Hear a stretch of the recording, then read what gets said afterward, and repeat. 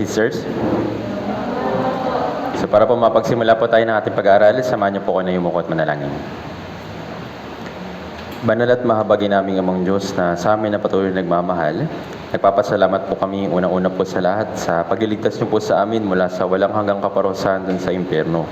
Nalalaman po namin na dahil sa lahat ng aming mga kasalanan, ang Panginoong Jesucristo ay isinugo po ninyo upang maglinis sa lahat ng aming mga kasamaan, upang magkaroon po kami ng pag-asa na makakapasok na po kami dyan sa inyong kaharian sa pamamagitan po ng kanyang napakahalagang dugo. Sa tuwing inaalala po namin ito, ay labis-labis po kami nagpapasalamat. Nagpapasalamat din po kami sa araw po na ito na pinagkaloob niyo po para sa amin upang magkatipon sa lugar po na ito at sama-samang pakinggan ang iyong banal na salita. Kami po ng mga pinabanal ng iyong dugo, umaharap po ngayon sa iyong banal na salita at humihingi po ng tulong upang sa pamamagitan po ng Espiritu Santo ay makatanggap po kami ng mga bagay na kailangan po namin para sa aming Christian life. Napakarami pa po namin mga bagay na dapat malaman at napakarami pa po mga bagay na dapat namin matutunan sa pamamagitan po ng iyong salita. Hindi po namin ito magagawa kung wala pong iyong tulong. Kaya pakiusap, sa oras po na ito, buksan niyo rin po yung aming puso't isipan upang matanggap po namin yung biyaya na nais niyo pong ibigay sa amin sa araw po na ito.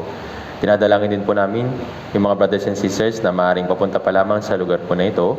Pakiusap, ingatan niyo rin po sila at gabayan upang makasama po namin sila sa kalagitnaan ng fellowship. Ganun din, maaaring may mga brothers and sisters na hanggang ngayon po ay nakakaranas sa mga kahirapan sa kanilang pisikal at ganoon din sa kanilang espiritu. Patuloy niyo po silang ingatan, patuloy niyo po silang gabayan upang magawa rin po nilang mapagtagumpayan po ito sa pamamagitan po ng inyong biyaya. Pakiusap, ingatan niyo po yung bawat isa sa amin sa oras po na ito at sa iyo lamang po namin ito pinagkakatiwala. Aming Ama, naghahanda po kami para sa ikalawang batch ng aming summer retreat. Pakiusap, tulungan niyo po nawa kami upang naway maging ilaw ng sanlibutan at maipakita po namin ang iyong liwanag sa mga tao na nasa kadiliman, lalong-lalo na yung mga kamag-anak, mga malalapit namin, mga kaibigan at mga kamag-anak po namin. Pakiusap, tulungan niyo po kami upang magawa rin po namin silang maimbitahan at maisama sa Bible Seminar upang magkaroon din sila ng kaligtasan kung paano po kami binigyan ng kaligtasan. Tulungan niyo po kami, sa iyo lamang po namin ito pinagkakatiwala. Lahat po na ito ay dinadalangin po namin sa makapangyarihang pangalan ng Panginoong Jesucristo. Amen. Excuse me po. Buksan po natin sa ating mga Biblia sa aklat po ng Isaiah, chapter 11.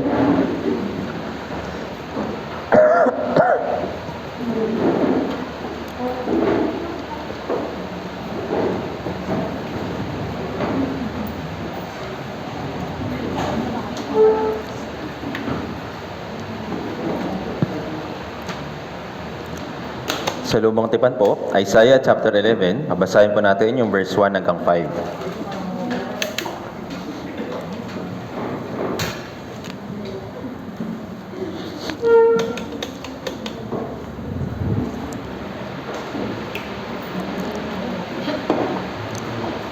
Isaiah chapter 11, verse 1 hanggang 5. Babasahin po natin ng sabay-sabay.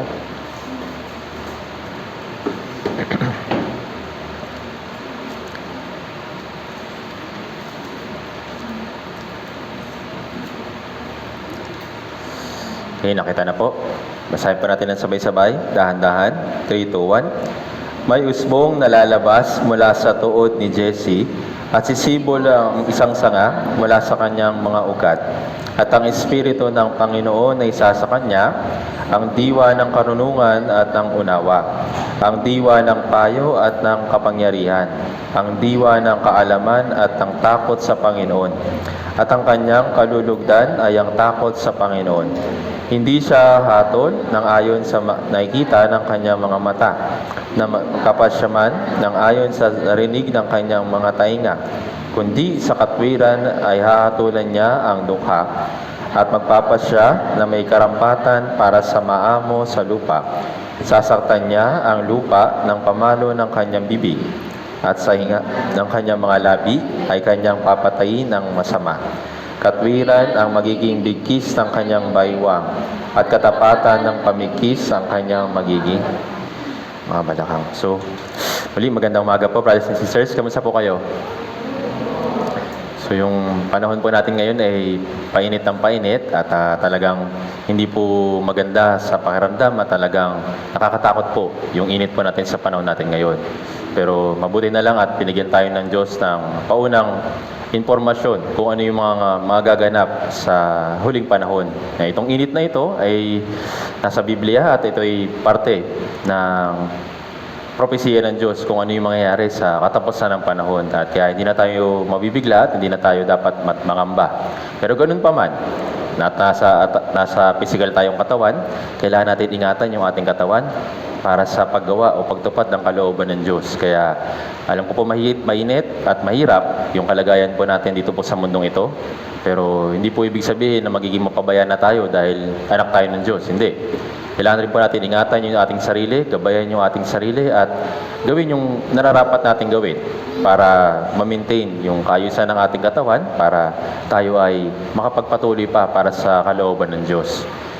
Sa mga talata po na binasa natin, ito po yung mga propesiya sa una at ikalawang pagdating ng Panginoong Jesucristo. So una, alam natin na siya ay si Jesucristo ipinanganak sa laman sa pamamagitan ng mga Israelita.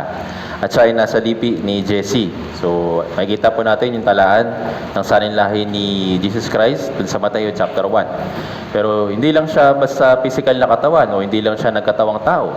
Kundi alam natin na siya yung Diyos na nagkatawang tao. Yun po si Jesus Christ. Yun po yung Panginoong Jesucristo. At siya, meron siyang tungkulin na kailangan niyang gampanan dito po sa mundong ito. Yung mga tao, noon hindi pa natin kilala si Jesucristo.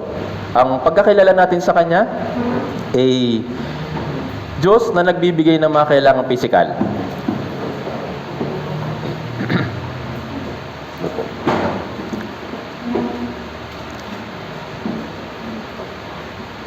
Okay.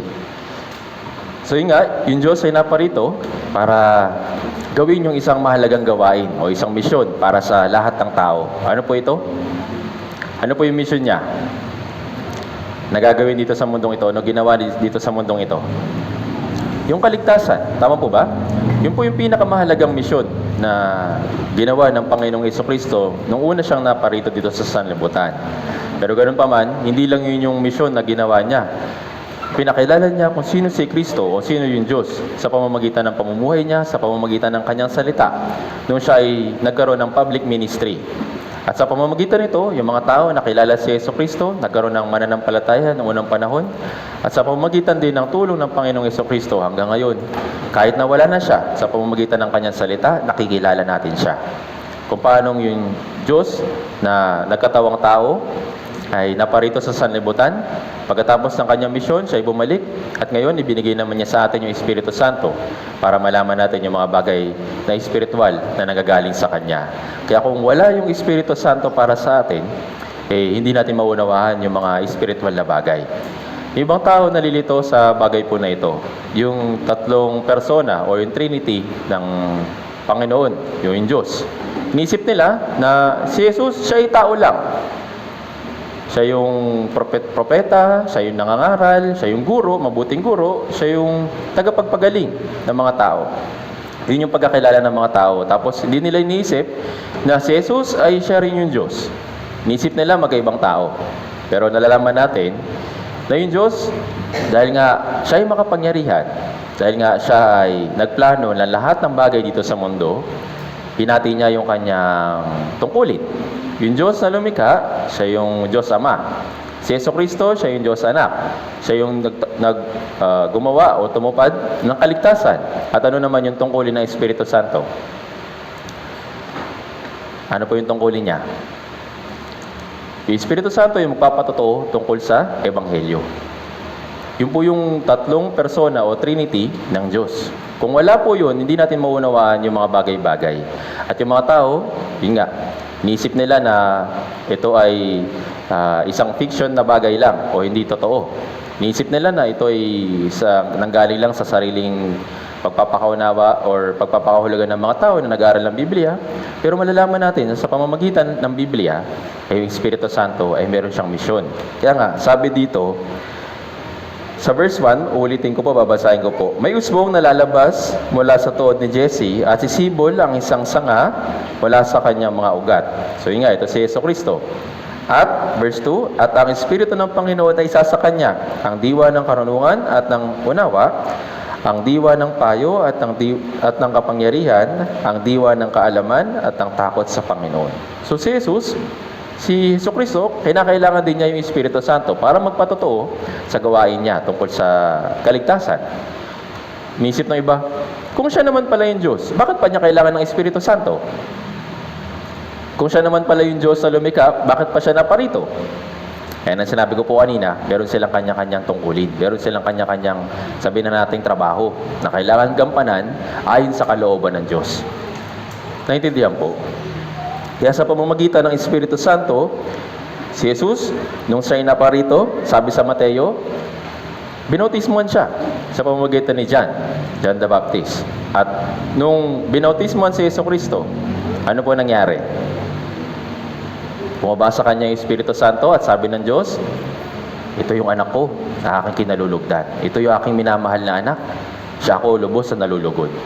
Sa pamamagitan po nito, maunawaan natin na ito ay isang preview or isang example or isang illustration kung paano bababa din yung Espiritu Santo sa atin bilang mga naligtas.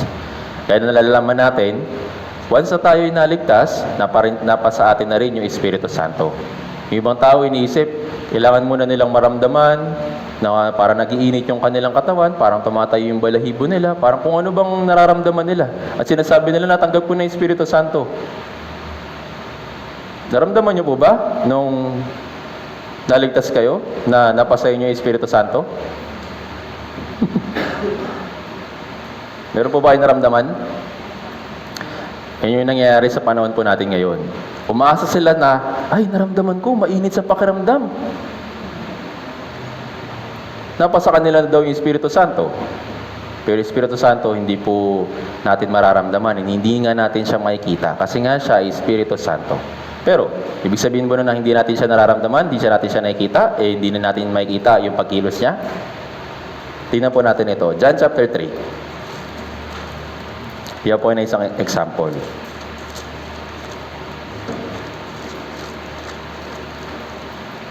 Juan chapter 3.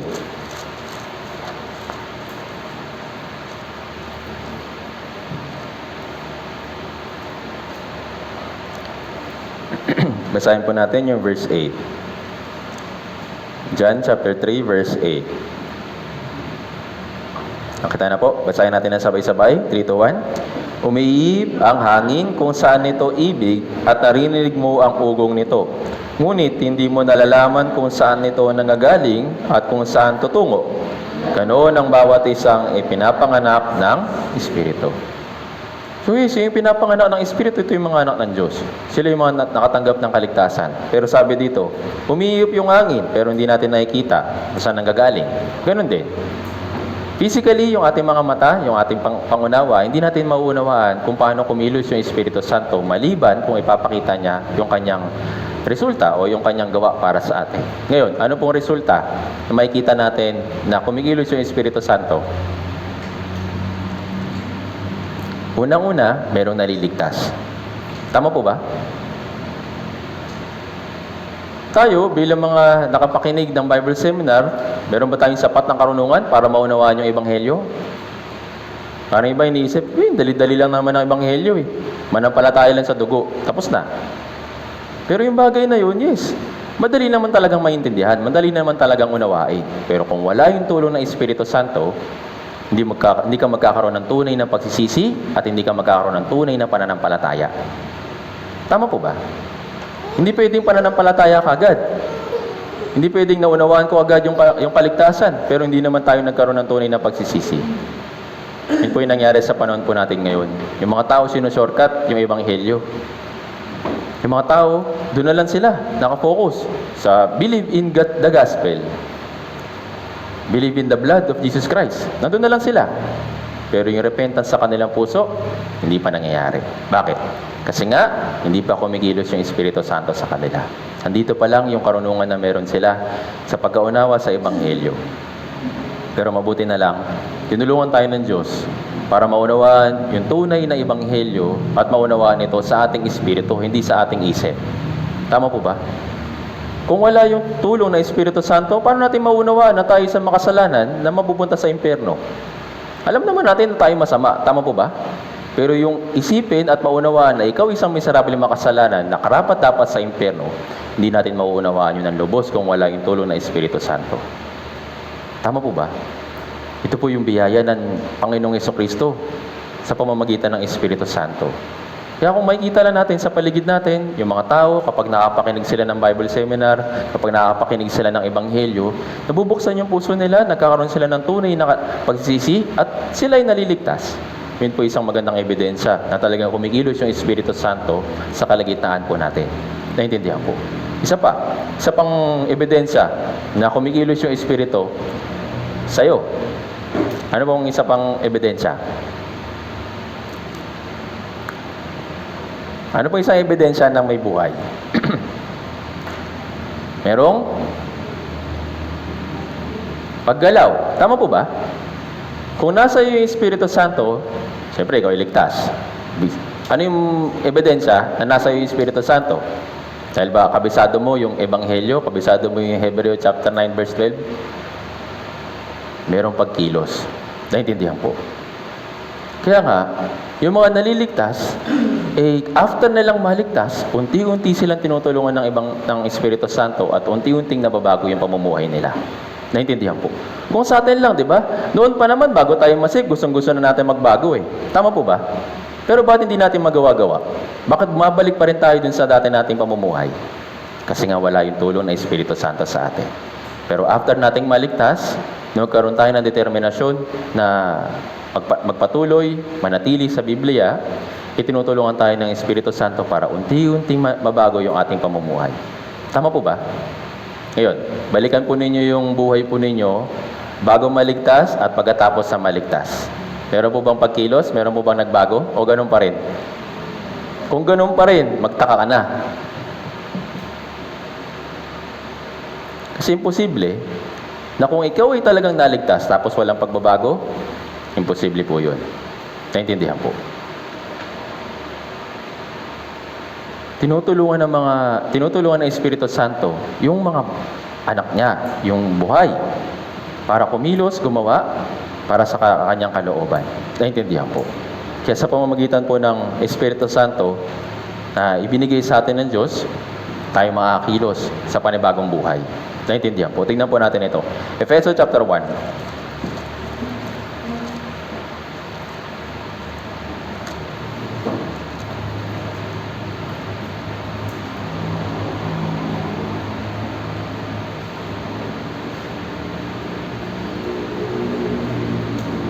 Basahin po natin, Efeso chapter 1, verse 13 hanggang 14.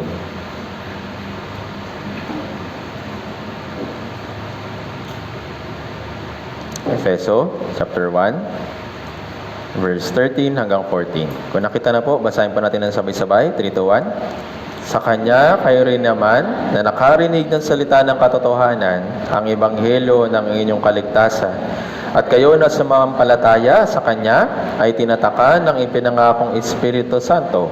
Siya ang katibayan ng ating mana hanggang sa ikatutubos ng pag-aari sa ikapupuri ng Kanyang kalawalatian. Sabi dito, kayo na sumampalataya sa Kanya ay tinatakan ng ipinangakong Espiritu Santo. So yung mga tunay na nananampalataya, tunay na nagkaroon ng tamang pananampalataya sa pamamagitan ng salita ng Diyos ay tinatakan ng ipinangakong Espiritu Santo para tulungan tayo para mapamuhay bilang anak ng Diyos. Sabi nga dito, siya ang katibayan ng ating mana. Ibig sabihin yung inheritance bilang anak ng Diyos. Kung hindi ka tunay na anak, wala kang mana dun sa langit. Tama po ba? Pero dahil nga tayo naging anak ng Diyos, pero inihanda yung Diyos na mana spiritually. Dahil nga tayo tinatakan ng Espiritu Santo. At itong Espiritu Santo na ito, ay ito ay Espiritu ng Diyos. Kaya nasabi ko po kanina, ito po yung isa sa tatlong bahagi ng Panginoon.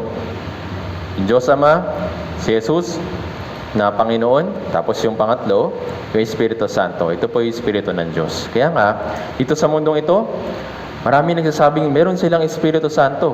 Pero kung hindi natin makikita yung kanilang pagkilos o pagbabago sa kanilang buhay, magkaroon tayo ng katanungan. Totoo ba talaga na siya ay talagang naligtas? Totoo ba talaga na nasa kanya yung Espiritu Santo?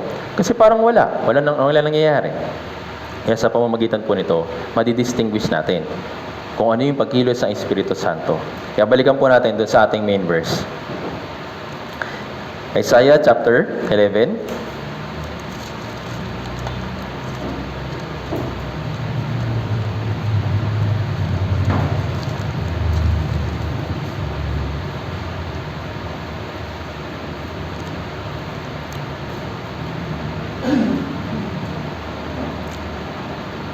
Sabi dito, babasahin ko po yung verse 2. At ang Espiritu ng Panginoon ay sasa kanya, ang diwa ng karunungan at ng unawa, ang diwa ng payo at ng kapangyarihan, ang diwa ng kaalaman at ng takot sa Panginoon.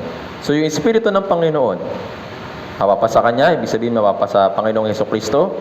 Ano yung Espiritu ng Panginoon? Ang diwa ng karunungan at ng unawa, ang diwa ng payo at ng kapangyarihan, ang diwa ng kaalaman at ang takot sa Panginoon. So meron tatlong bagay na merong tatlong karunungan or sabihin na nating grace or biyaya na ibinibigay ng Espiritu Santo. Sabi dito una, ang diwa ng karunungan at ng unawa. So si Jesus ay naparito sa sanlibutan at tumanggap din siya ng Espiritu Santo at siya ay nagkaroon ng diwa ng karunungan at ng unawa. Bilang Diyos na naparito dito sa mundong ito, alam niya yung karunungan ng pangtao. Alam niya yung tendency ng tao, alam din niya yung pakiramdam ng isang tao. Kung siya ay tunay na Diyos, at kung wala siya ng mga bagay na yun, kung wala siyang kaalaman tungkol sa physical, sa science, ganyan, sa mga bagay-bagay ng sanlibutan, hindi niya maintindihan yung kalagayan natin. Pero dahil nga siya ay perpektong Diyos, meron siyang espiritu at meron din siyang pakiramdam, meron din siyang katawan, kaya niya magsabi sa atin ng mga bagay na panglupa at kaya rin niya sabihin sa atin yung mga bagay na makalangit. Naintindihan po. Kaya nga, nung si Jesus ay naparito sa sanlibutan, kapag meron siya nakikitang mga nahihirapan physically, halimbawa may sakit, anong sinasabi niya? Tinutulungan ba sila o hindi? Tinutulungan sila. Tama po ba? Bakit? Meron siyang perfect understanding sa kalagayan ng tao physically. Naintindihan po. Ito po yung diwa ng karunungan, diwa ng unawa. Si Jesus, meron siyang perfect understanding sa mga bagay-bagay. Kaya ngayon naparito siya, tinulungan niya yung mga tao physically. Pero yun nga, alam natin yung nangyari sa mga Israelita. Doon sila nakafocus sa karunungan na pangkatawan o pang-physical. Kaya nilalapitan nila si Jesus. Nilalapitan nila yung Panginoon. Palagi nilang sinusundan. Nakafocus lang sila sa mga bagay na physical. Pero pag nagsasalita na si Jesus sa mga bagay na spiritual, ayaw na nila. Naintindihan po. Kahit nga yung mga simple illustration na sinasabi ni Jesus Christ, hindi naiintindihan ng mga Israelita. Kasi nga, yung puso nila nakafocus lang sa physical. Naintindihan po. Kaya nangyari sa puso nila. Tignan po natin ito. Balikan po natin in John chapter 3. Isa pong halimbawa dito si Nicodemo.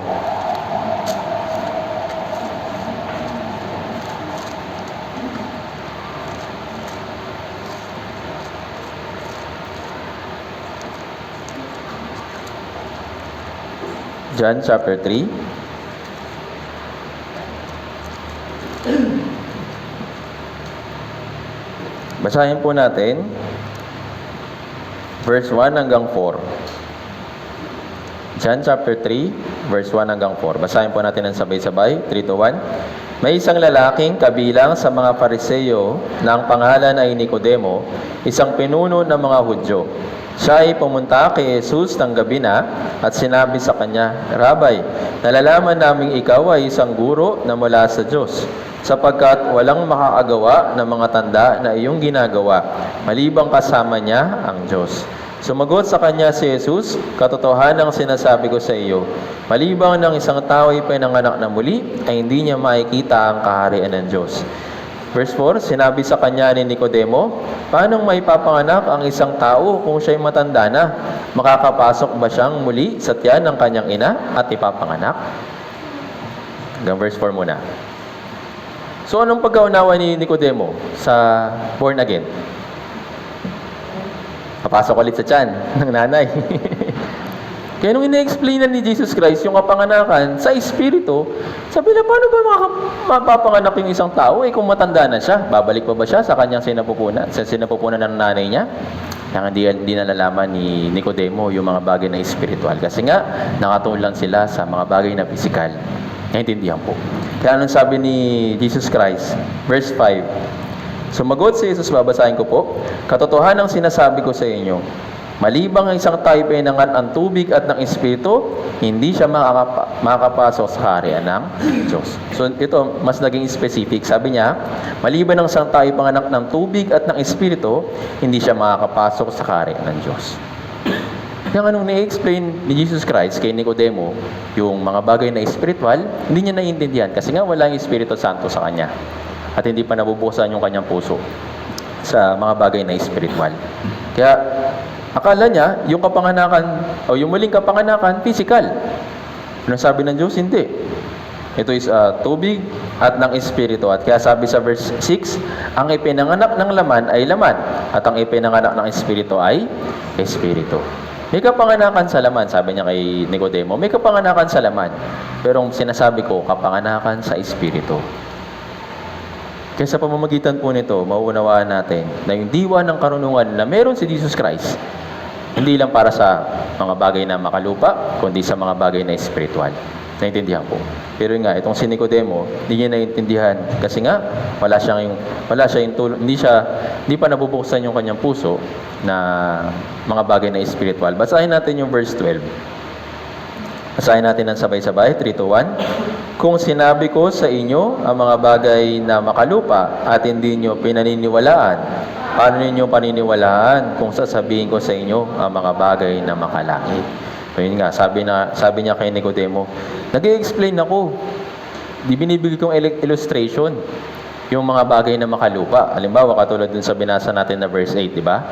Yung sa pag-ihip ng hangin sa mga dahon, may pagkilos. So isang illustration yun, no, ng physical, yung physical world. Pero itong si Nicodemo, yun nga, ina-explain na ni Jesus Christ yung isang physical world, kung paano kumikilos yung Espiritu Santo, hindi pa rin nila naiintindihan. Kaya nga sabi niya, paano ninyong paniniwalaan kung sasabihin ko sa inyo ang mga bagay na makalangit? Kung dun pa nga lang sa illustration ko, na kapanganakan, tas kung paano may papanganak na muli, tas kung paano kumikilos yung Espiritu Santo, hindi mo na naiintindihan, paano mo po maiintindihan yung mga bagay na makalangit? Yun po yung case ni Nicodemo. Pero dahil nga sa atin, sa pamamagitan ng karunungan ng Diyos, physically, science, sa pamamagitan ng history, nakita natin kung na talagang siya buhay, siya talaga yung makapangyarihan. Kaya nga, naunawaan natin yung kalagayan natin spiritually nung ine-explain na yung mga bagay na spiritual. Yung 4th session tsaka 5th session. Naintindihan po. Sa pamamagitan po nito, makikita natin yung karunungan ng Espiritu Santo. Hindi ito karunungan ng tao, hindi ito nanggagaling sa sinumang pagpapakaunawa ng sariling kaisipan ng tao. Ito ay galing sa Espiritu Santo. Naintindihan po. Tingnan po natin ito. Isaiah 42.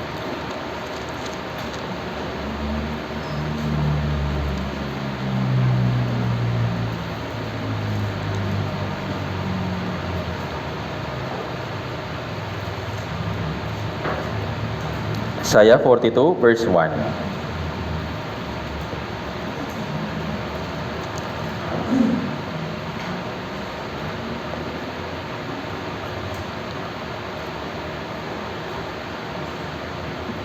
Basahin po natin.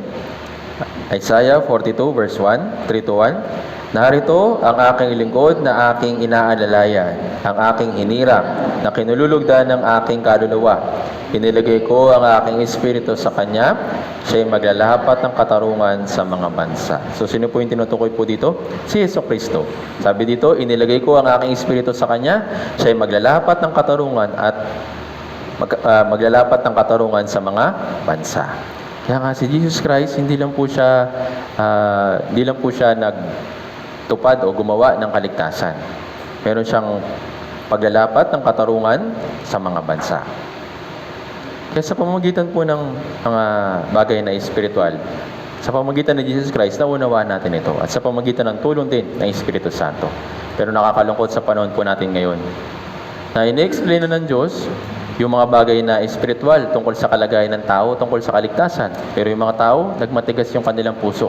Ayaw nilang tanggapin yung aral na mula sa Espiritu Santo, yung tulong mula sa Espiritu Santo. Kaya yung nangyari sa kanila. Hanggang ngayon, hindi pa rin sila ligtas. Naintindihan po. Kaya ano nangyari? Tumigas yung kanilang puso. Tingnan po natin ito. Roma chapter 1.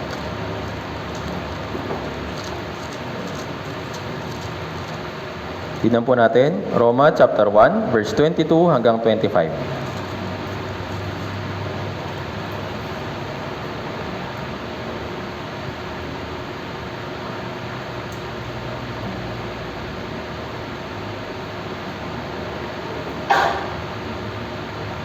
Roma chapter 1, verse 22 hanggang 25. Basahin po natin sabay-sabay. 3 to 1. Sa pagkaangking marurunong, sila'y naging mga hangal.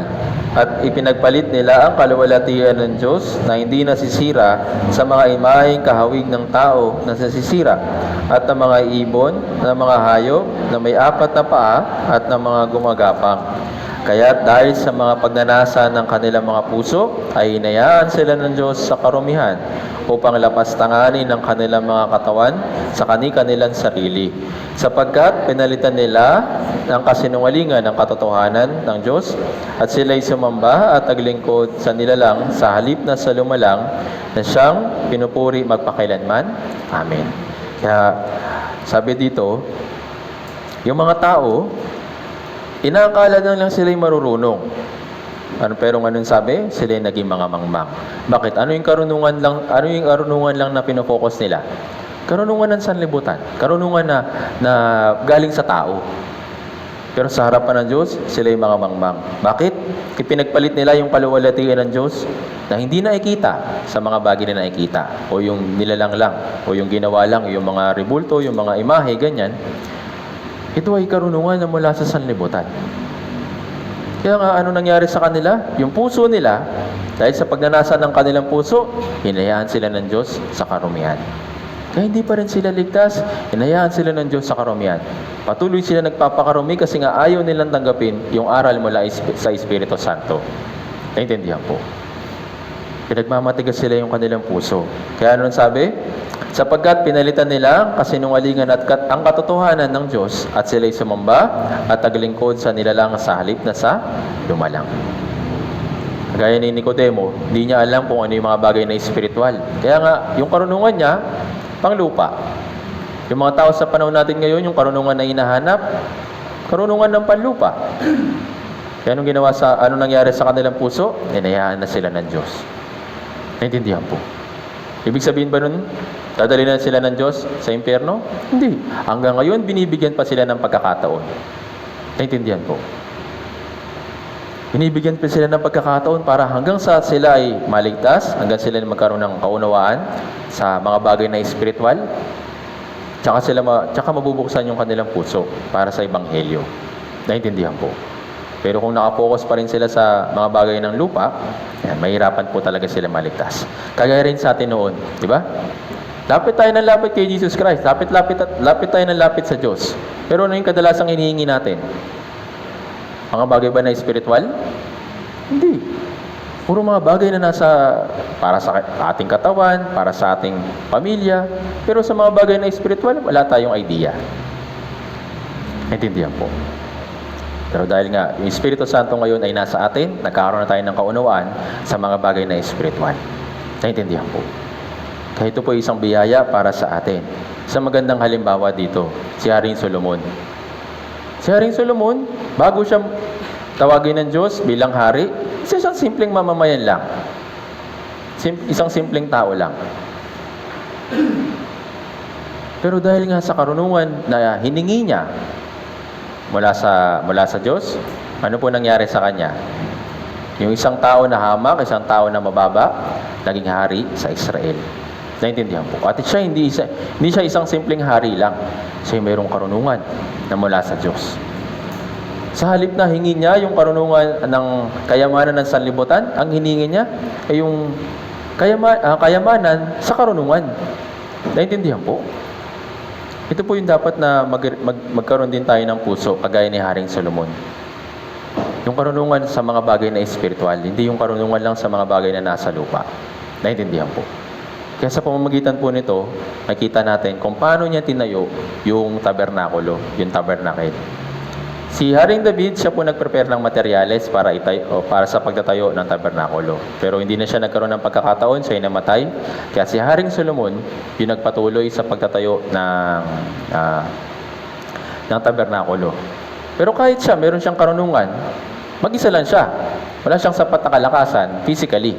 Kaya nga, sa pamamagitan ng karunungan ng Diyos, nagtawag siya ng mga tao na tutulong sa kanya para itayo yung tabernakulo. At hindi lang sila simpleng tao. Nagkaroon sila ng karunungan na mula sa Diyos. Tignan po natin ito. Exodus chapter 31.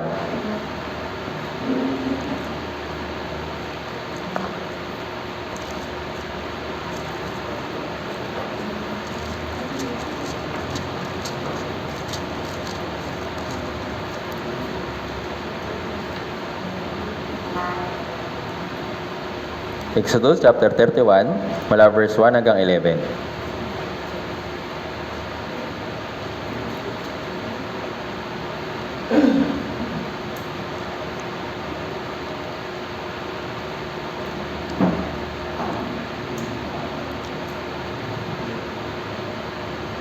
Basahin po natin. Exodus chapter 31, verse 1 hanggang 11. 3, 2, 1. Sinabi ng Panginoon kay Moises, "Tignan mo, aking tinawag sa pangalan si Bezaleel, na anak ni Uri, na anak ni Hur, sa lipi ng Juda.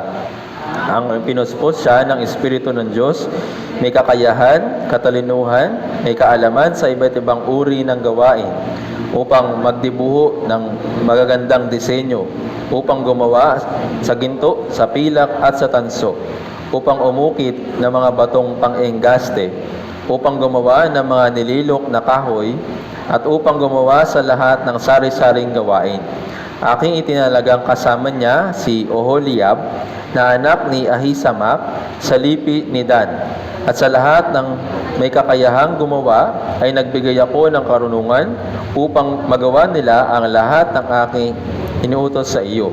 Ang toldang tipunan at ang kaba ng patotoo at ang luklukan ng awa na nasa ibabaw niyon at ang lahat ng kasangkapan ng tolda, ang hapag at ang mga kasangkapan niyon at ang dalisay na ilawan, kasama ng lahat ng nasa mga kasangkapan, mga dambana ng insenso, mga dambana ng handog na sinusunog, kasama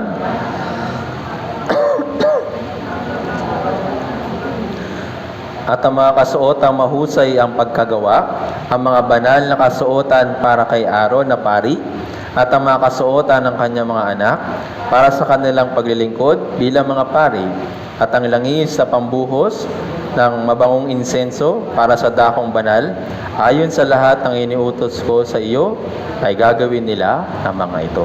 So may binanggit po dito na dalawang tao, si Bezaleel at si Oholiab. Binigyan sila ng karunungan ng Diyos sa pamamagitan ng Espiritu Santo. Sabi sa verse 3, di ba? Aking pinuspos siya ng Espiritu ng Diyos. Para saan? Para sa pagtatayo ng tabernakulo. Yes, mayroong mga materyales na inihanda si Haring David. Pero hindi yung pwedeng basa-basa lang nilang pagsama-samahin. Naintindihan po. Kailangan ng karunungan or wisdom para itayo yung isang templo para sa Panginoon. Para ma-meet ng mga Israelita yung Diyos physically. Naintindihan po. Ngayon, yung Espiritu ng Diyos ay nagbibigay ng kakayahan para itayo yung isang literal na bahay, o isang literal na templo. Anong kinalaman naman ito sa atin? Ngayon, meron tayong tinatayo na templo. Anong pangalan ng templo na yon? Alam niyo po ba kung ano yung tinatayo natin templo? Alam niyo po? Tingnan po natin ito. Unang Korinto, chapter 6.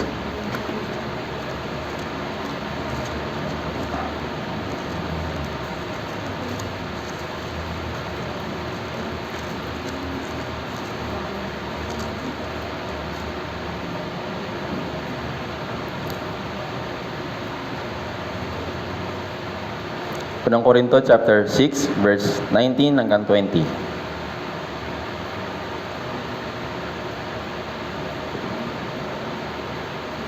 Basahin po natin ang sabay-sabay, 3 to 1. O hindi ba ninyo nalalaman na ang inyong katawan ay templo ng Espiritu Santo na nasa inyo, na tinanggap ninyo mula sa Diyos at kayo ay hindi sa inyong sarili, sapagkat kayo binili sa isang halaga, kaya't luwalhatiin ninyo ang inyong katawan ng Diyos. Yung tabernakulo noong unang panahon, yun po isang gusali o isang templo kung saan nakakalapit o sabi na nating nakikita ng mga Israelita yung kadakilaan ng Diyos sa pamamagitan ng templo na yun. Doon sila nag-aalay at doon pinapakita ng Diyos yung kanyang kaluwalhatian para sa kanila.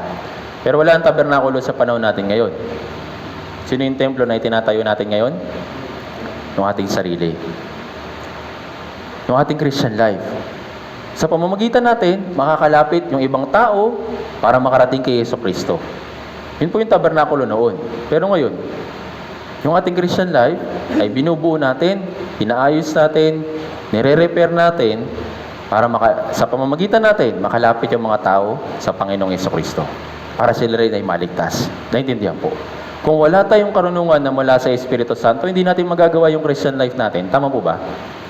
Bago tayo maligtas, siguro yung ilan sa inyo nakapag-try na makapagbasa ng Biblia. Tama po ba? Pero meron po ba tayo naintindihan? Wala, meron tayo nababasa lang magagandang quotes, magagandang salita. Pero yung mismong ibig sabihin nun, hindi natin alam. Masarap lang sa pakiramdam na magbasa, pero walang kinalaman sa ating espiritu kasi patay pa. Pero ngayon, sa pamamagitan ng tulong ng Espiritu Santo, kapag nababasa natin yung kanyang salita, nauunawaan natin, naiintindihan natin, kahit man hindi lahat, naiintindihan po. Sa pamamagitan ng ating Christian life, sa tulong ng Espiritu Santo, nagagawa nating magkaroon ng tamang panalangin sa harapan ng Diyos. Naiintindihan po? Hindi po perfectong panalangin, wala pong ganun. Yung tamang panalangin sa harapan ng Panginoon ay mahalaga. Last time, pinag-aaralan po natin, di ba? Kung wala yung tulong ng Espiritu Santo, hindi natin yung magagawa. Yung ganitong klaseng pagtitipon. Kung wala yung tulong ng Espiritu Santo, kung wala yung Espiritu Santo na nasa inyo, na hindi kayo tinulungan para gumising, kain yung sarili mo, na pumunta dito sa lugar po na ito, wala kayo dito, wala tayo dito. Tama po ba? Yung Espiritu Santo ay mahalaga para sa atin. Kung wala rin yung Espiritu Santo, hindi rin natin magagawa makapag-evangelize. Naintindihan po.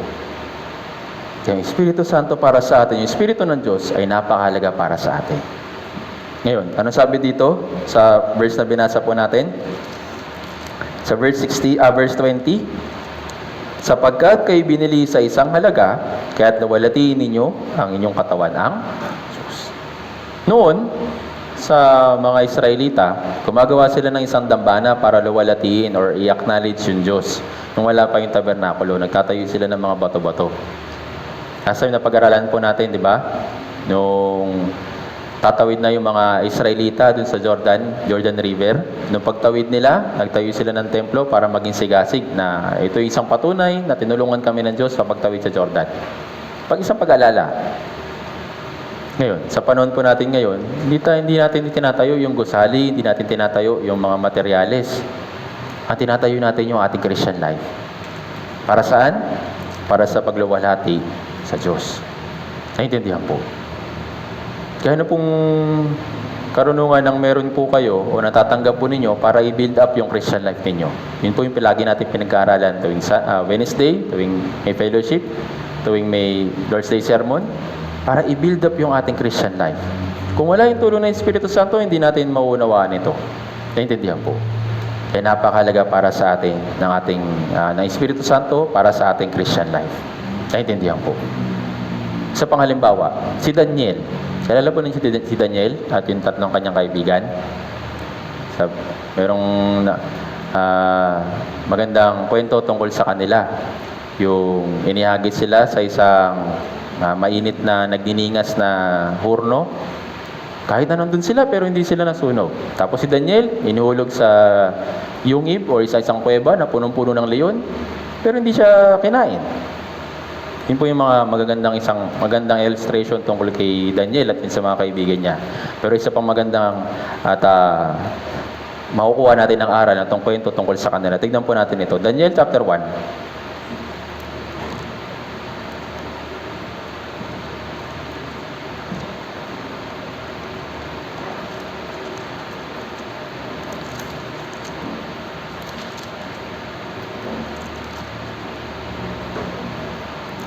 Daniel chapter 1.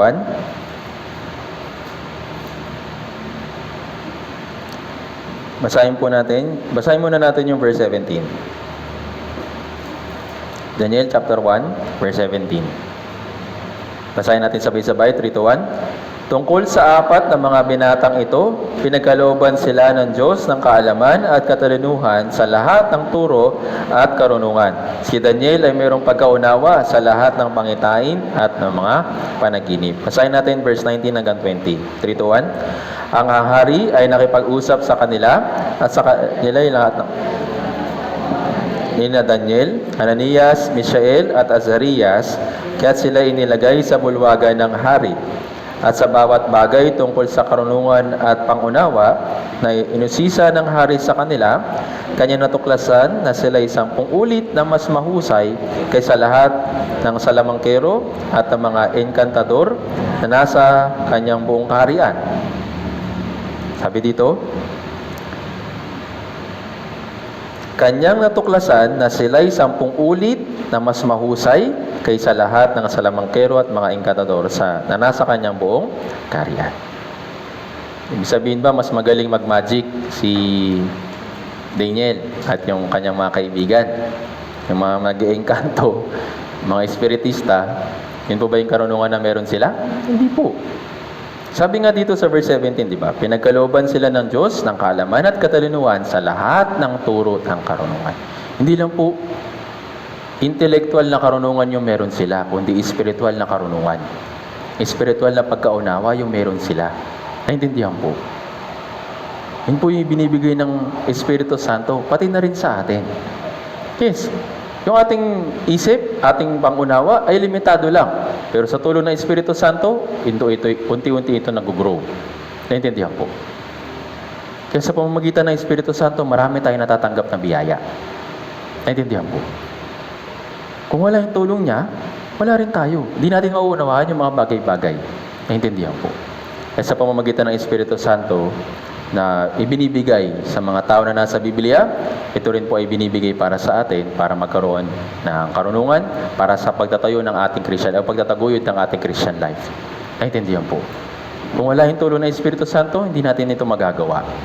Naintindihan? Ito po yung diwa ng karunungan na ipinagkaloob sa atin ng Espiritu Santo. Ngayon, balikan po natin sa ating main verse ulit. Isaiah chapter 11.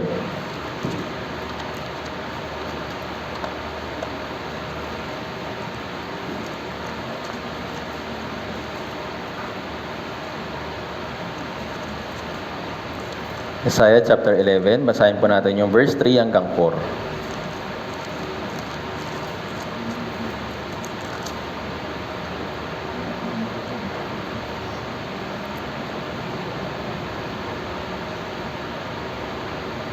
Basahin po natin, verse 3 hanggang 4, 3 to 1. At ang kanyang kalulugdan ay ang takot sa Panginoon. Hindi siya hahatol ng ayon sa nakikita ng kanyang mga mata, ni magpapasya man ng ayon sa narinig ng kanyang mga tainga, kundi sa katwiran ay hahatulan niya ang dukha, at magpapasya na may karampatan para sa maamo sa lupa. Sasaktan niya ang lupa ng pamalo ng kanyang bibig, at sa hinga ng kanyang mga labi ay kanyang papatayin ang masama. Kaya, sa pamamagitan din ng Panginoong Jesucristo na merong Espiritu Santo, sabi dito, hindi siya hatol ng ayon sa nakikita ng kanyang mga mata, ni magpapasya man ng ayon sa naririnig ng kanyang mga tainga.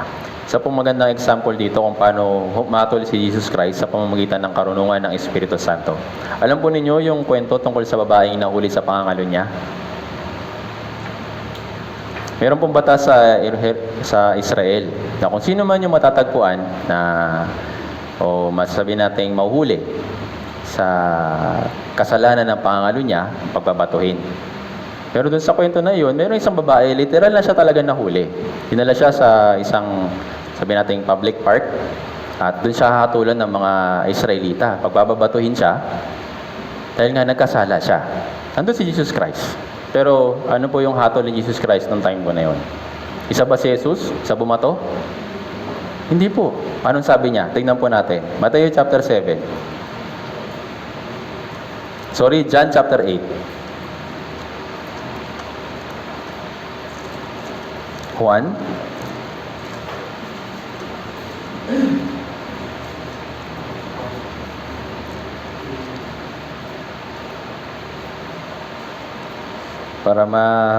para po sa iba, para malaman po natin yung background. Basahin natin yung mula verse 1 hanggang 11. John chapter 8, mula verse 1 hanggang 11. Basahin natin sabay-sabay kung nakita na po. 3, 2, 1. Samantala, si Jesus ay pumunta sa bundok ng mga Olibo. Kinaumagahan, siya ay bumalik sa templo at ang buong bayan ay malapit sa kanya. Siya ay naupo at sila'y tinuruan. Dinala sa kanya ng mga iskriba at ng mga pariseyo ang isang babaeng nahuli sa pangangalo niya. Ang kanilang patayuin siya sa gitna ay sinabi nila sa kanya, "Guro, nahuli ang babaeng ito sa akto ng pangangalo niya.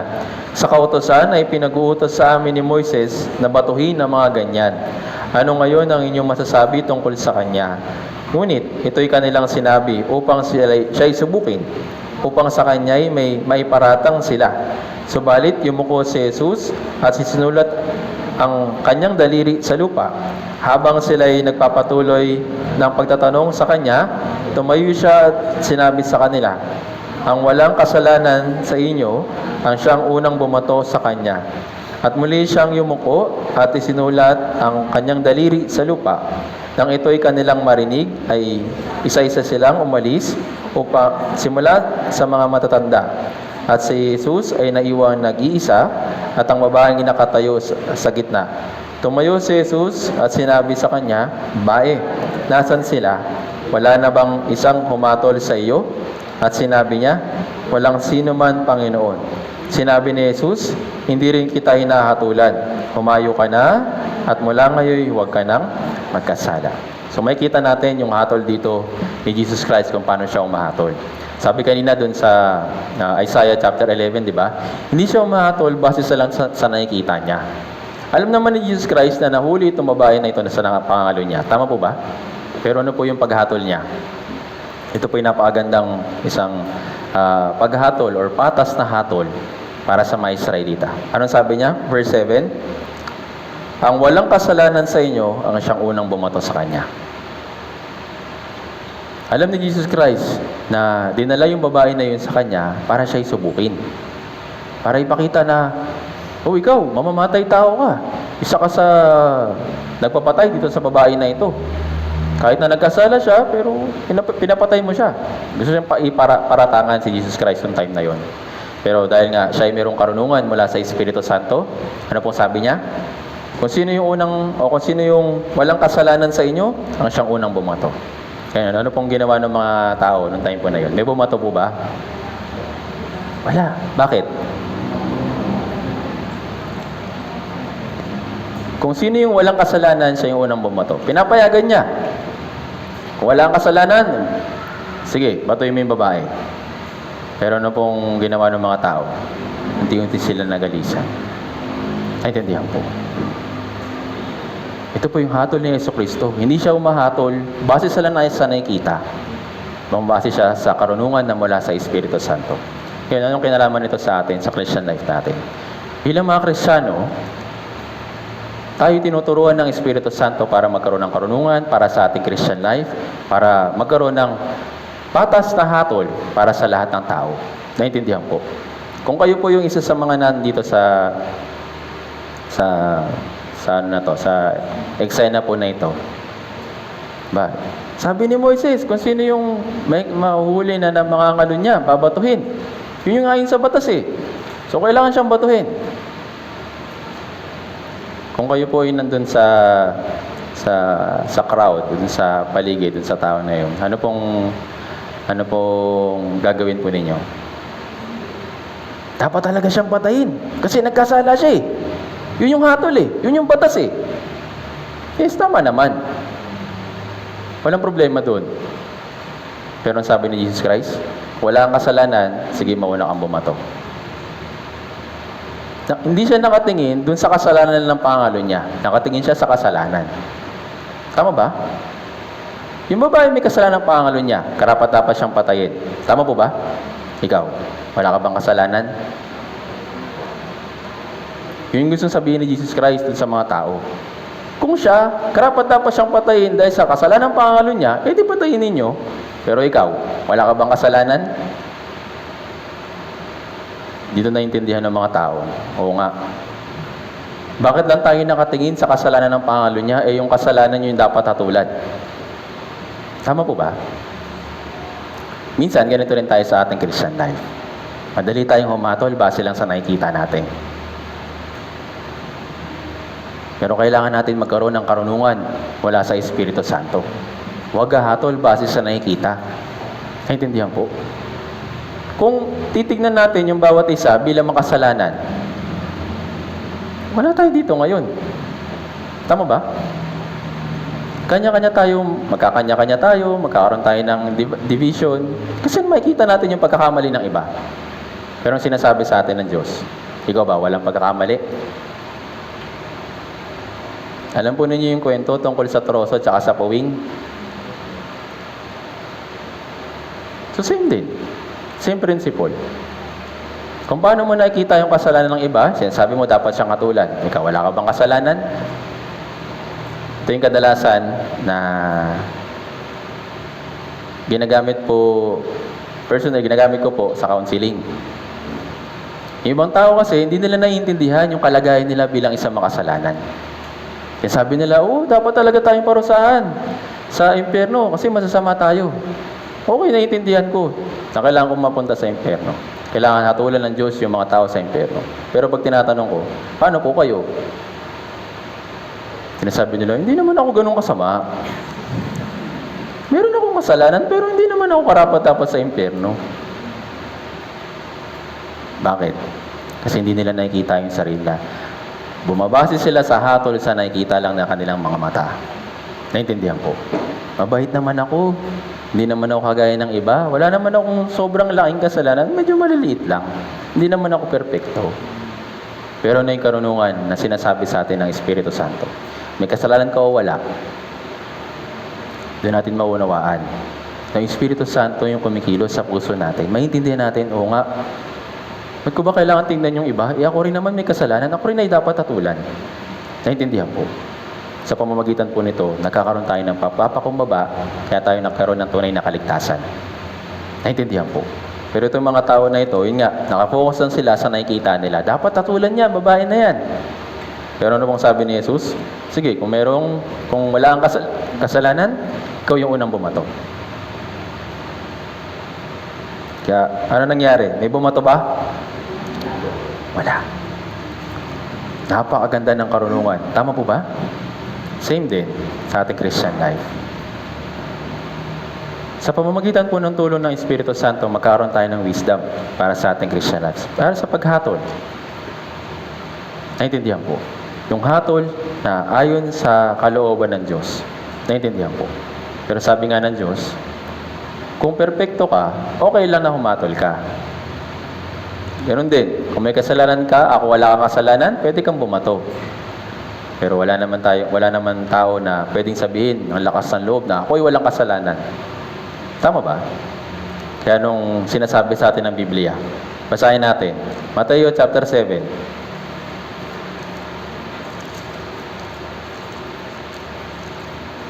Mateo chapter 7, verse 1 hanggang 2.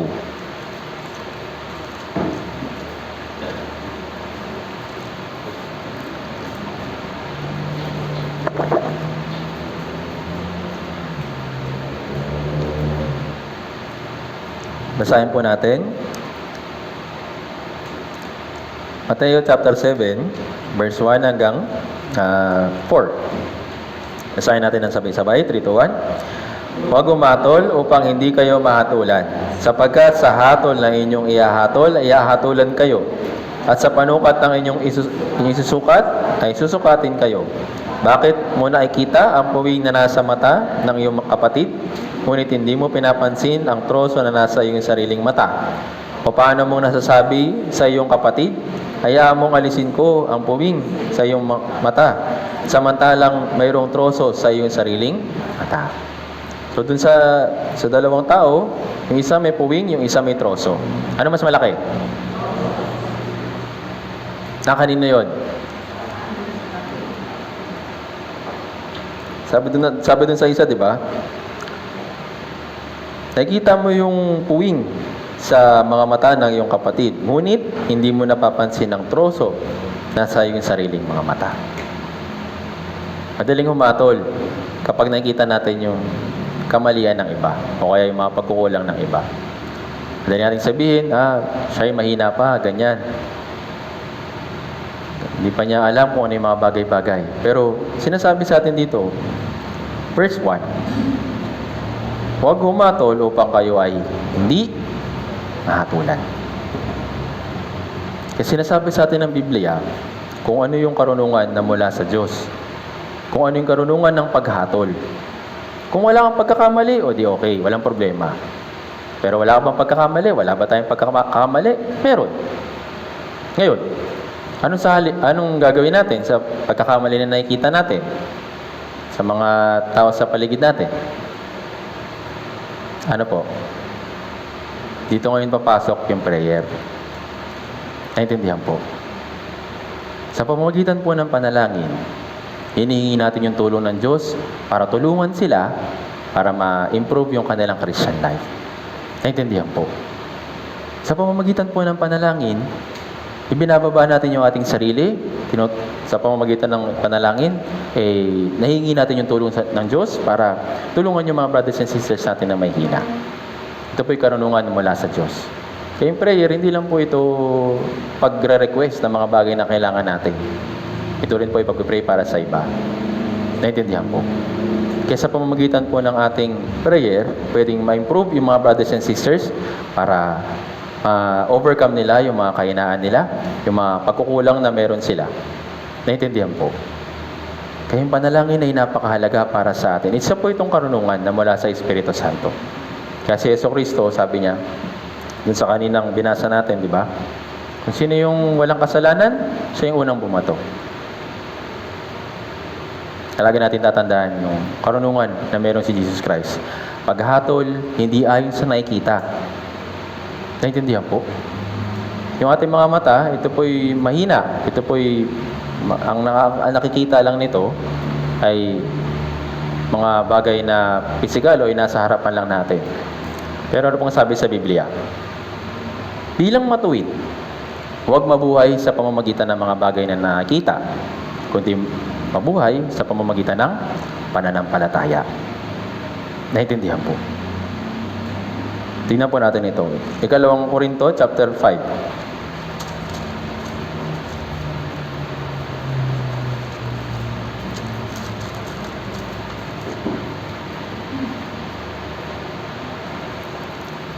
Kalawang Korinto, chapter 5, verse 7.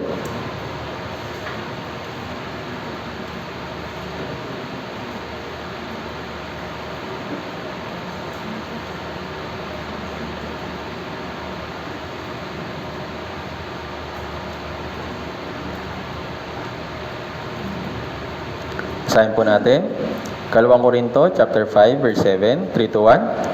Sapagkat kami ay lumalakad sa pamamagitan ng pananampalataya, hindi sa pamamagitan ng paningin.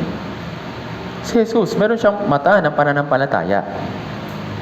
Kaya ito yung tinitignan niya, ito yung ginagamit niya para tignan yung mga bagay-bagay dito sa mundong ito. Ganon din po tayo. Tayo po bilang matutuwid, bilang mga naligtas, ay kailangan lumakad sa pamamagitan ng pananampalataya, hindi sa pamamagitan ng paningin. Naintindihan po? Naintindihan? Hindi lang yun. Sabi dito, tayo ay dapat lumakad sa pamamagitan ng pananampalataya, hindi sa pamamagitan ng paningin. Kapag nasa harapan ka ng kahirapan, anong unang nakikita mo? Kapag nasa harapan ng kahirapan, anong unang nakikita mo? Kahirapan, evangelist, kahirapan nga sa harap eh. Sa harapan po ng kahirapan, ano po nakikita po ninyo? Kung gagamitin mo yung mata mo, physically, makikita mo yung mga pagdurusa, mga paghihirap, mga kakulangan, at yung mga bagay na wala ka. Pero kung gagamitin mo yung mata ng pananampalataya, yung kahirapan na nakikita mo, yun ay biyaya. Kadalasan, may mga brothers and sisters po na nakatingin lang sila sa problema pero hindi nakikita yung biyaya. Naintindihan po. Para mas maintindihan po natin. Yung, alam niyo po yung regalo na nakabalot sa isang gift wrap? Dun sa gift wrap, anong silbi niya? Para dun sa regalo. Para saan siya? Para hindi mo makita yung surprise, yung kailangan, yung regalo. Tama po ba? Anong ginagawa mo dun sa pambalot? Ano po? Binawasak, pinupunit para makuha mo kung ano yung nasa loob. Tama po ba? Same din. Yung kahirapan, yes, maaaring makita natin sa harapan, ang pangit naman ito. Bakit ganito yung nangyayari sa buhay ko? Bakit ganito yung nangyayari sa Christian life ko? Para bang wala sa ayos. Kung gagamitin mo yung mata ng pananampalataya mo, hindi ka magrereklamo. Bakit? Yun ay biyaya para sa'yo. Kailangan mo ma-overcome yung struggle or yung pagsubok na yun para makuha mo yung biyaya. Naintindihan po.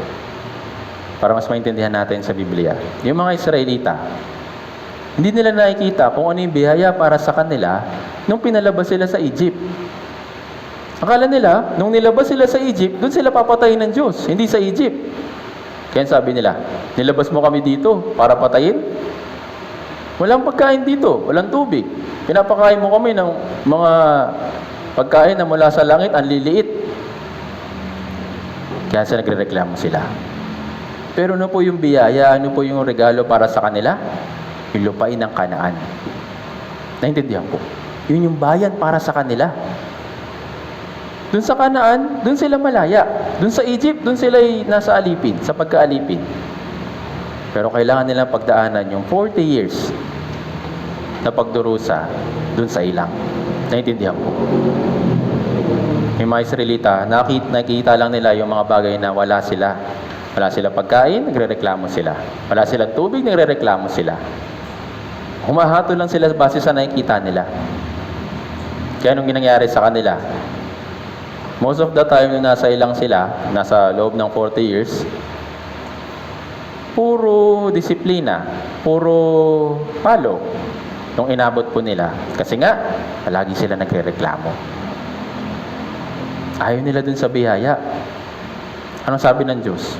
Hindi nyo ba alam na kaya kayo nilabas dyan para gawin kong bayan? Sa pamamagitan ng kahirapan na na-experience sila, ayun, doon lang sila nakafocus. Hindi na nakikita yung biyaya na naisibigay sa kanila ng Diyos. Ano pong biyaya yun? Tignan po natin. Deuteronomio chapter 8.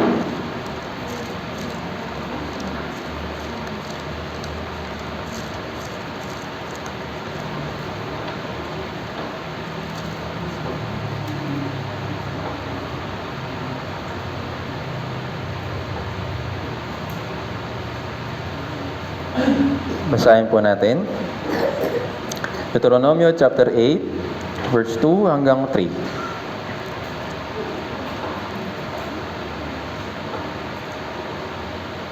Basahin po natin. Deuteronomio chapter 8, verse 2 hanggang 3. Basahin natin sabay-sabay. 3, 2, 1. At inyong alalahanin ang lahat ng paraan ng patnubay sa iyo ng Panginoon mong Diyos nitong 40 taon sa ilang, upang kanyang pagpapaumbabain ka at subukin ka upang malaman kung ano ang nasa iyong puso, kung iyong tutuparin ang kanyang mga utos o hindi.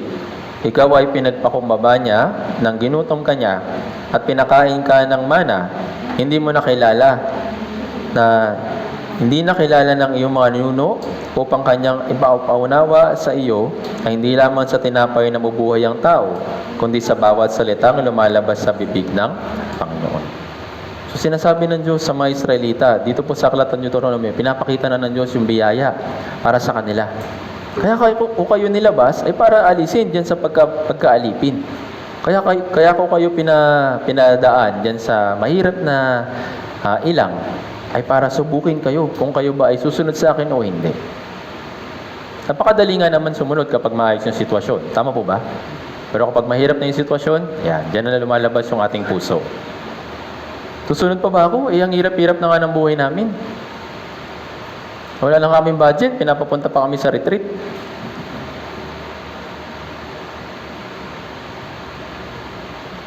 Huwag lang natin tignan yung mga bagay na nakikita natin. Yung kahirapan, yung mga pagdurusa, alalahanin natin yung biyaya sa likod ng mga bagay po na iyon. Naintindihan po. Ngayon, verse 4, basahin natin. Ang iyong suot ay hindi na luma, hindi na magaang yung paa sa loob ng 40. Imagine po ninyo yung paglalakad nila sa loob ng 40 years. Wala pong public transport noon. Wala pong, siguro hindi naman lahat nakakarwahe, hindi naman lahat may kabayo. Karamihan sa kanila naglalakad. Pero imagine po ninyo, sa loob ng 40 years, yung kanilang damit, na luma o hindi? Hindi na luma. Yung kanilang paa sa paglalakad, na magaba? Sa loob ng 40 taon. Tayo, di ba? Meron po ba kayong gamit? Or siguro wala naman. Yung halimbawa, yung mga, sabi natin, matatanda na, mga nasa senior. Meron po ba kayong mga damit na hanggang ngayon, inabot na ng 40 years at maayos pa?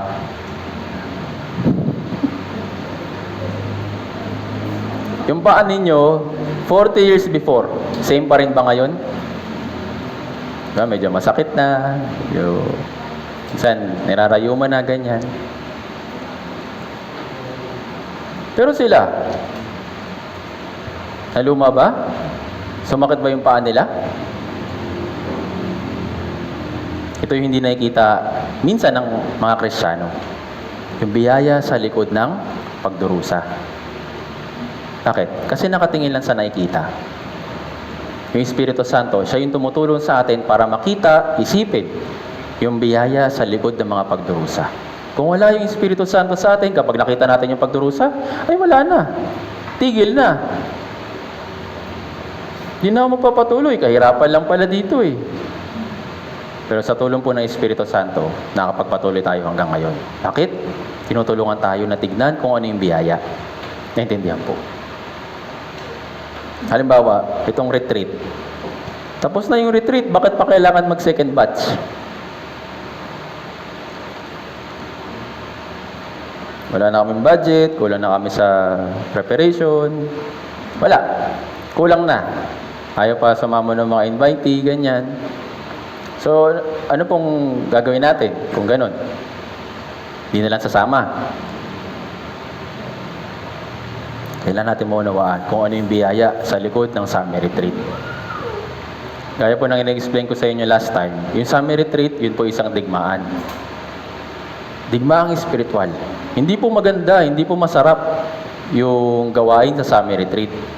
Maraming pagod, maraming hirap. Kahit nga preparation, maraming naghahanda, maraming nasusugatan. At kahit na mismo during ng retreat, marami pa rin kaguluhan. Pero bakit natin ginagawa yung summer retreat? Yes, given para sa atin yung magligtas sa mga ligaw na kaluluwa. Yun yung pinaka-main na tungkulin kung bakit meron summer retreat. Pero bilang mga Kristiyano na nagpa-participate ng summer retreat, ano pong biyaya yung meron po kayo? Pagod lang. Sumakit pa ako dun. Ang init-init. Hindi maayos yung facility, pinapatulog kami minsan sa sahig, pinapatulog kami sa mga paleta. Hindi komportable, walang kutsyon, walang aircon. Is naintindihan ko po yung kalagayan po natin. Talagang mahirap yung summer retreat or yung mismong retreat center. Pero hindi niyo po ba nakikita yung biyaya sa likod ng summer retreat? Isa pong biyaya na palagi ko pong pinagpipray na sana matanggap ko sa summer retreat. Yun po yung pagpapakumbaba. Sa harapan po ng mga hindi ligtas, kapag nakita ko na talagang wala sa ayos, wala talagang hindi nakikinig, parang walang interes, yung puso ko po talaga nasasaktan. Pero tinuturuan po ako ng Diyos na patuloy na maging mapagpakumbaba, maging matiisin, at masigit pa silang ipag-pray. Kung makikita ko lang sila na, ba't pa kayo pumunta dito? Wala naman pala kayong interes. Uwi na lang kayo. Kung pwede lang ganunin, marami na po ako naihatid. Pero yun po yung lagi kong pinagpipray. Sana yung puso ko maging mapagpakumbaba pa. Sana sa pamamagitan nila, matuto ako na maging mapagpakumbaba. At yun yung lagi ko natatanggap kapag may summer retreat. Hindi lang yun, nakikita ko pa yung mga brothers and sisters na nagtutulungan, mas nakikibahagi. Nagkakaroon pa ng karagdagang biyaya yung puso ko. Kaya nga masaya para sa akin yung summer retreat. Pero kung ako lang, kung sarili ko lang na understanding, ba't pa ako sasama? Ligtas naman ako eh. Pero bakit tayo pinapasama ng Diyos para sa summer retreat? Para makuha yung biyaya. Hindi po komportable sa summer retreat. Maraming pong kahirapan, maraming pagdurusa. Pero ang biyaya po natin doon ay nasa langit. Hindi dito. Naintindihan po. Yung karangalan na naisibigay sa atin ng Diyos, wala pa dito. Pero nandun sa langit. Naintindihan po. Kaya nais tayong turuan ng Diyos ng masigit pa para makuha yung biyaya. Hindi lang sila dinala ng Diyos para ihatid dun sa Kanaan. Along the way, tinuturuan sila ng Diyos. Anong sabi dito? Pinagpakumbaba. At sinuri yung puso nila kung susunod ba sila o hindi. Naintindihan po. Kaya win-win para sa atin yung summer retreat palagi. Yes, maraming mang hindi nakaunawa, maraming mang hindi nakadalo. Hindi sa susunod, pag-pray natin na sana, bigyan pa sila ng Diyos sa pagkakataon, bigyan pa tayo ng Diyos sa pagkakataon. Pero yung mga tao na nakibahagi para sa paghahanda, nakibahagi pa sa pagsasakripisyo ng summer retreat, babago yung puso nila. Yung katulad po kahapon, maraming po mga brothers and sisters na nakibahagi sa summer retreat or preparation. Yun po, para saan po ba natin ginagawa?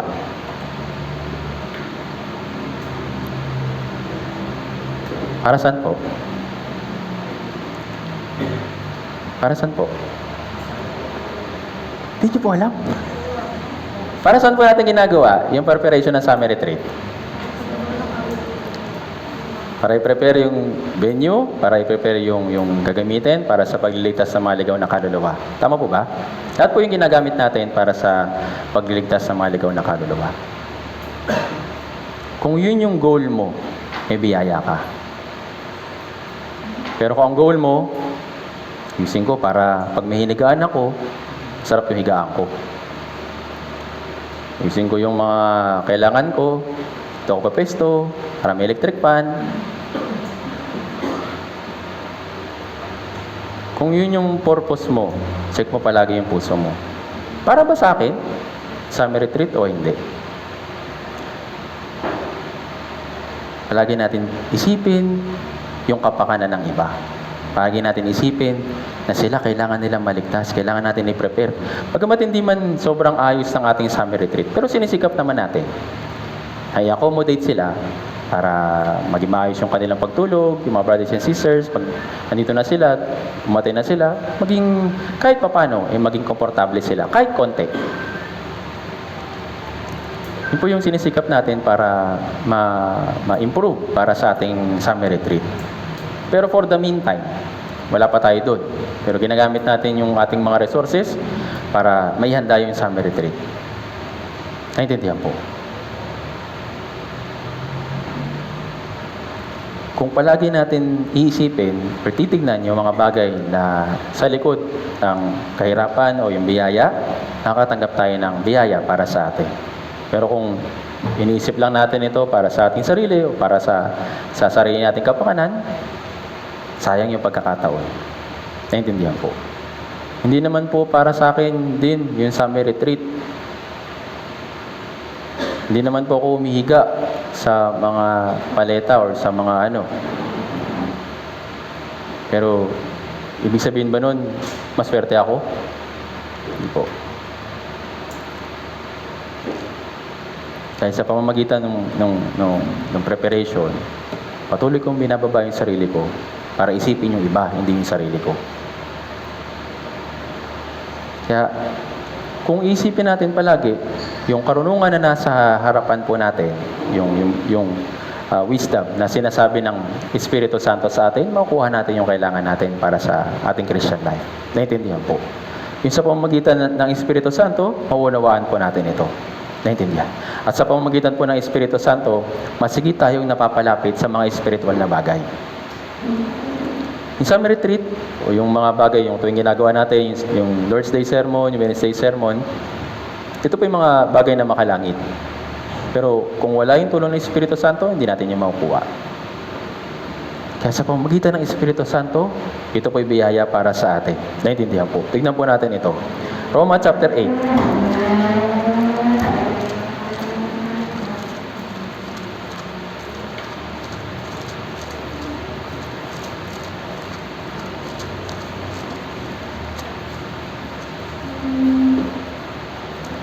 Roma chapter 8, verse 14.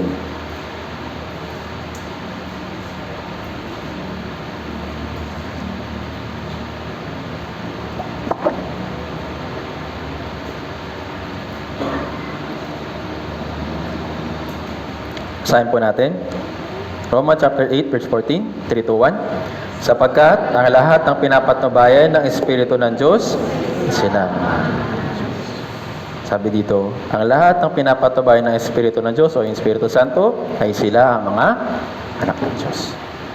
Kaya yung patnubay para sa atin, dapat natin ma-check. Kung ako ba, sa Christian life ko, pinapatubayan ng Espiritu Santo o hindi. Kasi sino lang yung pinapatubayan? Sino po?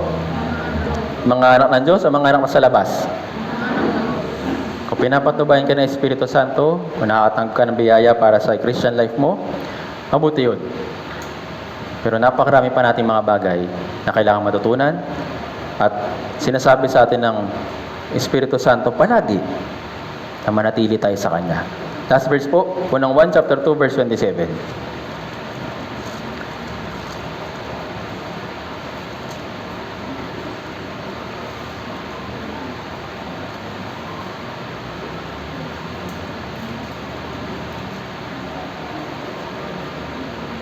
Basahin po natin. Unang 1, chapter 2, verse 27. Nakita na po, basahin natin ng sabay-sabay, 3 to 1. Tungkol sa inyo, ang pagpapahid na inyong tinanggap ay nananatili sa inyo. Kaya't hindi na inyo kailangan pang kayo'y turuan ng sinuman. Ngunit kayo'y tinuturuan ng kanyang pagpapahid tungkol sa lahat ng mga bagay. At ito'y totoo at hindi kasinungalingan. Kung paanong kayo'y tinuturuan ito, ay gayon kayo manatili sa kanya. Sabi dito yung pagpapahid, ito po'y kumakatawan sa isang langis at ito po'y kumakatawan sa Espiritu Santo. Sabi dito, yung pagpapahid na inyong tinanggap ay nananatili sa inyo. Hindi na kayo kailangan turuan ng sino man, ngunit kayo tinuturuan ng kanyang pagpapahid tungkol sa lahat ng bagay. Hindi po ibig sabihin na yung karunungan ng sanlibutan na hindi na natin kailangan para sa buhay natin dito sa mundo. Hindi ibig sabihin na, meron na akong Espiritu Santo, hindi nyo na ako kailangan turuan. Makasabihin po ninyo, sa boss po ninyo, may Espiritu Santo ako, hindi mo na ako kailangan turuan. Hindi po ibig sabihin ganun. Yung mga bagay na espiritual, ang magtuturo sa atin nun ay yung Espiritu Santo. Naintindihan po? At sabi dito, sa bandang huli, kung paanong kayo tinuturuan ito, ay gayon kayo manatili sa Kanya. Kayong karunungan ng Espiritu Santo, kung paano na kay Hesus Kristo, ngayon ibinigay sa atin, at ipinapakita nito sa atin yung mga spiritual na bagay para magkaroon ng tamang understanding at tamang hatol sa mga bagay-bagay, sinasabi sa atin, manatili tayo sa turo ng Espiritu Santo. Naintindihan po. Ito po yung biyaya para sa atin. Kung hindi sa tulong ng Espiritu Santo, hindi natin mauunawaan yung mga bagay-bagay sa Christian life natin. Hindi natin mabibuild up yung Christian life natin hanggang ngayon. Palagi tayong mag-fail, palagi tayong babagsak kung walang mag-guide sa atin. Pero ano po yung part natin? Merong nag-guide. Anong kailangan natin? Kayong manatili sa Kanya. Sa turo ng Espiritu Santo. Tayo pong lahat ay umuko at manalangin. Banal at mahabagin naming Amang Diyos, nagpapasalamat po kami sa biyaya ng kaligtasan na binagkaloob niyo po para sa amin. Salamat po aming Ama sa pagkakaloob niyo po sa amin ng Espiritu Santo, pagbibigay sa amin ng biyaya sa aming puso mula sa iyong salita na napag-aralan po namin ngayon. Aming Ama, dinadalangin po namin na kami po naway palaging manatili sa patnubay ng Espiritu Santo para sa amin. Naway tulungan niyo po kami na matanggap po namin yung biyaya at kalakasan spiritually upang magawa po namin ng maayos ang aming Christian life sa inyong harapan. Hindi po namin ito magagawa kung wala po yung tulong at gabay. Kaya sa iyo lamang po kami asa at magtitiwala. Aming Ama, meron po kaming second batch o natitirang batch para sa summer retreat ngayong taon. Pakiusap, tulungan po ninyo nawa ang bawat isa po sa amin upang magamit po ninyo para sa pagliligtas sa mga ligaw na kaluluwa. At may makapagdala po kami ng maraming mga naliligaw na mga kaluluwa patungo sa kaligtasan at naway sila rin po ay magkaroon ng tunay na pag-asa sa pagpasok din sa inyong harian. Sa mga paghahanda po namin na gagawin, magmula po nung nakaraang buwan hanggang sa darating po na second batch, o first day na second batch, pakiusap, gamitin po ninyo ito upang yung mga tao na makikinig ay magkaroon ng tamang pagkaunawa at ganun din yung mga brothers and sisters, patuloy na magkaroon ng kalakasan at magkaroon ng sama-samang pag-iisip at sama-samang pagsasakripisyo para sa pagliligtas ng mga ligaw na kaluluwa. Sa iyo lamang po kami asa at magtitiwala at maraming salamat po muli. Lahat po ng ito ay dinadalangin po namin sa mga pangyarihang pangalan ng Panginoong Hesukristo. Amen.